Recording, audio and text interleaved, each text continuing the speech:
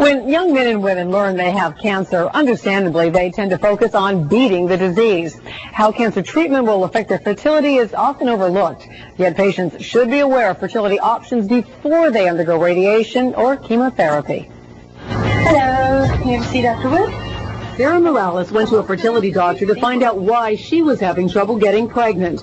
As a result of that visit, she learned she had stage 2 ovarian cancer. What you think about is, I want a baby. How am I going to have a baby? That's all I thought about at that very moment. Typical surgery involves removing the uterus. However, because Morales was just 31 years old, the doctor was aware she wanted to try to have children in the future. They removed both fallopian tubes and ovaries. However, he did keep the uterus. She's now considering in vitro fertilization. She has approximately a 75% chance of getting pregnant with that treatment. Hi. How are you? I'm hanging in there. Dr. Ellen Wood with the South Florida Institute for Reproductive Medicine says young cancer patients must address the issue of fertility before they undergo treatment.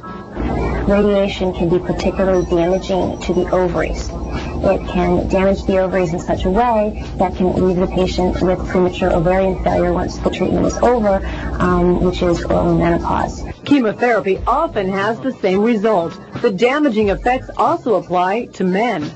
This can specifically affect the way their sperm is produced, and it may leave them infertile after the treatment as well. Women can preserve eggs or ovarian tissue before treatment.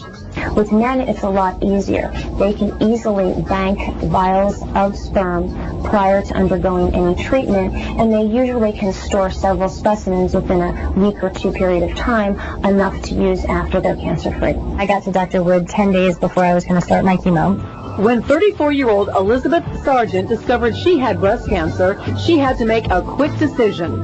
They take strips of your ovaries and then they freeze them for you. And right now, it's very experimental.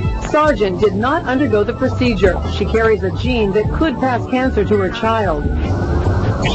However, she still might be a candidate for in vitro, like so many other patients, if they plan ahead. There are treatments for patients. They can conceive once they are completed their cancer therapy. They can have children. They can live a normal life. Patients must be cancer-free for 2 years before they can get medical clearance, though, for pregnancy.